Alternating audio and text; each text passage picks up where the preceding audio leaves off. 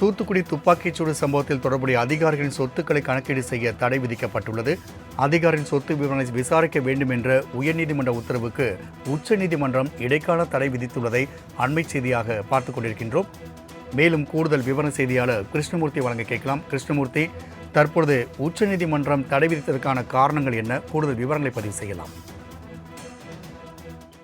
வணக்கம்.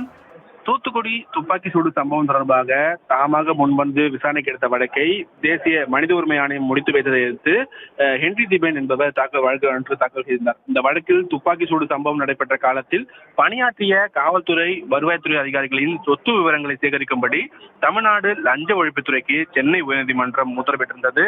இந்த உத்தரவை எதிர்த்துதான் தற்போது அதிகாரிகள் சார்பில் உச்சநீதிமன்றத்தில் மேல்முறையீடானது தற்போது செய்யப்பட்டுள்ளது. இந்த வழக்குகள் உச்சநீதிமன்றத்தில் நீதிபதிகள் முன்பாக விசாரணைக்கு வந்தபோது தூத்துக்குடி துப்பாக்கி சூடு சம்பவம் நடந்தபோது பணியாற்றிய அதிகாரிகளின் சொத்து விவரங்களை விசாரிக்க வேண்டும் என்ற உயர்நீதிமன்ற உத்தரவுக்கு உச்சநீதிமன்ற நீதிபதிகள் தற்போது இடைக்கால தடை விதித்து உத்தரவிட்டிருக்கிறார்கள். இந்த மனு தொடர்பாகவும் மனுதாரர் ஹென்றி திபேன் பதிலளிக்க தலைமை நீதிபதி சந்திரசூட் அமர்வு அவருக்கு நோட்டீஸ் பிறப்பித்து தற்போது இந்த உத்தரவை பிறப்பித்திருக்கிறது. இதன் மூலம் சென்னை உயர்நீதிமன்ற பிறப்பித்த உத்தரவுக்கு தடை விதித்து தற்போது உச்சநீதிமன்ற நீதிபதிகள் உத்தரவிட்டிருக்கிறார்கள். ராம்குமார். கிருஷ்ணமூர்த்தி, தகவலுக்கு நன்றி.